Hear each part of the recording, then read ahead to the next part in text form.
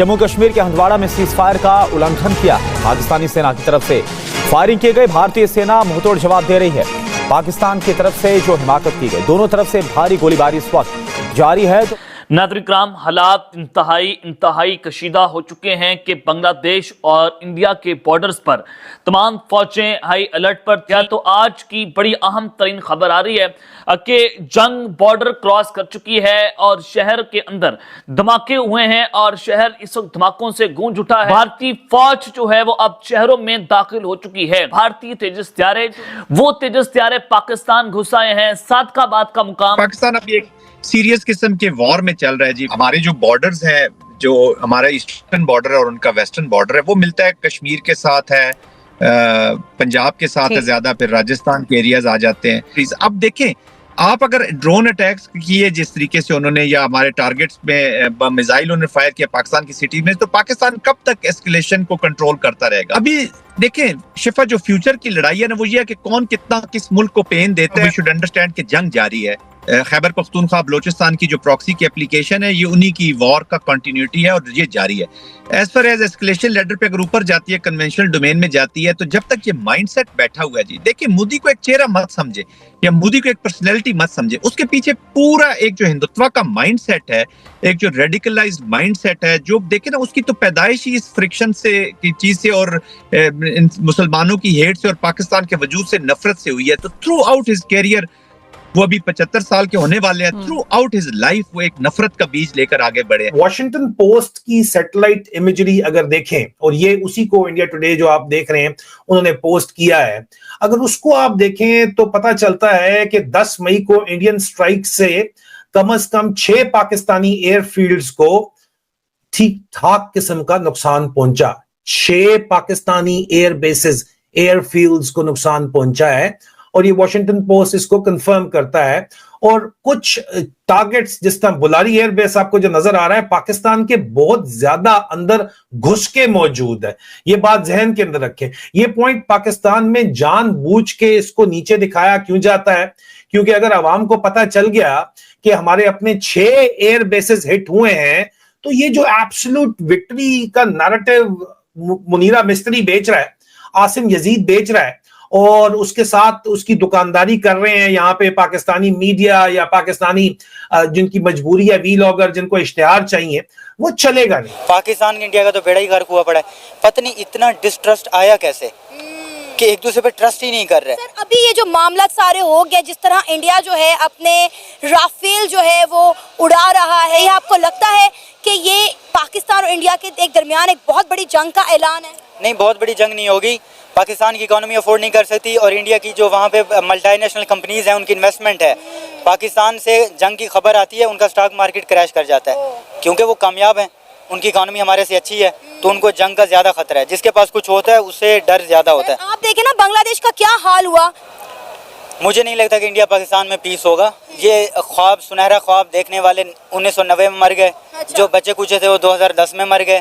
2020 में हम भी 2050-60 तक मर जाएंगे। जो हम ख्वाब देख रहे हैं, मगर इंडिया पाकिस्तान में पीस नहीं आएगा। ये इतनी हेट्रेड फैल चुकी है और ये धंधा चल रहा है। अगर इंडिया पाकिस्तान की दुश्मनी नहीं होगी तो वो क्रिकेट के मैच में वो सनसनीखेज वो नहीं होगा, कोहली और बाबर जैसा वो नहीं होगा। उनकी बॉलीवुड इंडस्ट्री चल रही है, वो मूवीज़ इतनी मज़े वाली नहीं बनेंगी। उनका जो इलेक्शन में कैंपेन्स हो रही होती हैं वो उस तरह वो सनसनीखेज नहीं रहेगा। जैसे अब अटैक हुआ, उनका अमित शाह है, वो दूसरे जो हैं गंजे से सफरून का लिबास पहनते, क्या नाम है उनका, योगी आदित्यनाथ योगी। अब वो इलेक्शन की कैंपेन करेंगे, वो मज़ा आ जाएगा उन्हें। पाकिस्तान के खिलाफ जहर उगलेंगे, मुसलमानों के खिलाफ जहर उगलेंगे। ठीक है, इधर हमारे देश में भी ऐसे ही होगा। ठीक है, हम भी कोई जहाज़ उड़ाएंगे इस तरह करके। ये धंधा चल रहा है। बजट भी एलोकेट हो जाएगा। यार इंडिया से ख़तरा है, थोड़ा और फंडिंग दो हुकूमत की तरफ से। उनकी आर्मी को भी, हमारी आर्मी को भी। चल रहा है, बस चलता रहेगा। ये अमन नहीं हो सकता। इंडिया अब जो है वो इस सिचुएशन का फायदा उठाना चाह रहा है और इवन जो एक अफगानिस्तान में जो तालिबान रजीम है वो भी इंडिया के करीब होने जा रहा है। लेकिन यह है कि वो पाकिस्तान के बगैर उनके आपस में ताल्लुकात ठीक नहीं होता, यानी कि उनको वो फायदा नहीं हो सकता। इवन वो तिजारत नहीं कर सकते। जो भी ट्रांजिट रूट भी उन्होंने इस्तेमाल करना है तो वो वाया पाकिस्तान जाएगा। अगर हम इसी चीज को उधर ले जाएं तो हम बांग्लादेश के जितने भी करीब हो जाएं तो जो उनका लैंड बॉर्डर लगता है ना, वो इंडिया के साथ लगता है। जो बांग्लादेश में बिजली आती है या काफी जो बिजली है वो इंडिया से आ रही है। इसके अलावा जो बांग्लादेश की लेबर है वो इंडिया में जा रही होती है। अब इस सारे तनाजुर में मैं नहीं समझता कि वो इंडिया के साथ उनके काफी प्रॉब्लम हैं, लेकिन एक टोटल डिस्कनेक्ट वो नहीं कर सकते। हम चाहे भी, बांग्लादेश चाहे भी, तो इंडिया दरमियान में ट्रबल क्रिएट करेगा। ठीक है, अभी जिस तरह एजाज बात कर रहे थे कि हम चाह रहे हैं कि उनके साथ हमारी परवाजें शुरू हो जाए, लेकिन जब वो जो इंडियन स्पेस इस्तेमाल करेंगे तो इंडिया उधर दरमियान में रुकावट खड़ी कर सकता है या करता है। अब इस सारे तनाजुर में क्या करना चाहिए? क्या हमें बहुत ज्यादा खुश रहना चाहिए? हमारी खुशी जो है बड़ी नेचुरल है, क्योंकि हम जो है उनको समझते हैं कि जैसे हमसे जुदा या दो भाई हैं इनके जो आपस में जुदा हो गए थे। तो हमें उस लिहाज से एक एक्साइटमेंट भी होती है जी, बांग्लादेश के साथ मामला दोबारा से ठीक हो रहे हैं और इंडिया के मुकाबले में हम इकट्ठे हो जाएंगे। आई डोंट नो कि ये किधर तक जाएंगे। हमें जरा एक एहतियात के साथ चलना चाहिए। हमें इस अपॉर्चुनिटी को भरपूर तरीके से इस्तेमाल करना चाहिए, लेकिन एट द सेम टाइम हमारी अप्रोच एक हकीकत पसंदाना रहनी चाहिए। ये मुमकिन नहीं है कि वो इंडिया के साथ टोटल एक उनका डिस्कनेक्ट नहीं क्रिएट हो सकता। हम इस सारे अमल में जो अपने लिए एक बेहतरी कर सकते हैं, जो तावत बढ़ा सकते हैं, इक्तिसादी मामलात में बेहतरी आ सकती है। इवन हम जो है, हमारे लिए एक बड़ी अपॉर्चुनिटी ये होगी कि जो बांग्लादेशी फोर्सेज हैं, अगर उनकी कुछ रिक्वायरमेंट्स हम पूरी कर सकें या उनकी ट्रेनिंग पाकिस्तान में हो सके, क्योंकि 71 के बाद तो इनकी सारी जो रिलायंस है वो इंडिया पर थी। तो जिधर से आप ट्रेन होकर आते हैं ना, आपकी एक माइंडसेट सोच भी वही हो जाती है।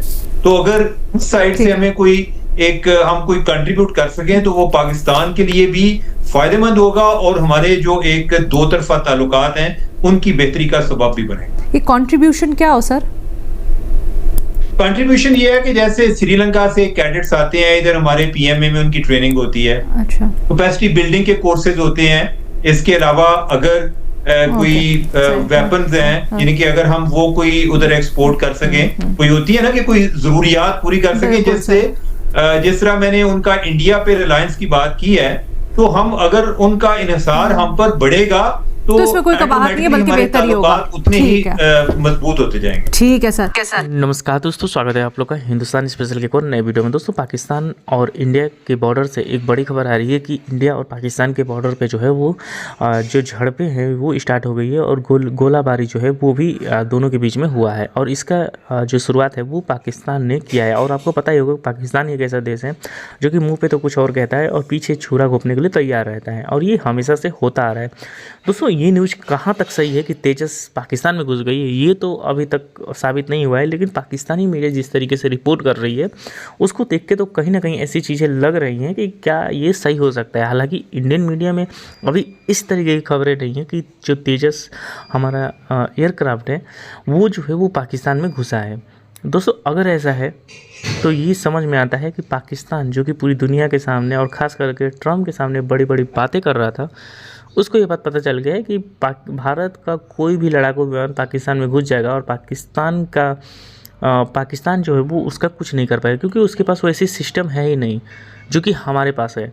जैसे आपको पता है हमारे पास S-400 है, वो एक ऐसा मतलब हमारे पास मिसाइल सिस्टम है जो कि कितने किलोमीटर दूर से ही जो है वो किसी भी एयरक्राफ्ट को मार सकती है, लेकिन पाकिस्तान के पास वो नहीं है। पाकिस्तान के पास वही चाइनीज़ है जो कि चले तो मतलब ठीक है, नहीं चले तब भी ठीक है। और वही स्थिति आपने एक बार देखा होगा कि जब गलती से जो मिसाइल है हमारी तरफ से दाग दी गई थी तो वो पाकिस्तान में जाके गिर गई थी, और पाकिस्तान का बाद में क्लियरिफिकेशन ये आया था कि हम तो देख रहे थे लेकिन जो है वो हम मारे नहीं। मतलब समझ सकते हैं कि क्या स्थिति पाकिस्तान की रही होगी।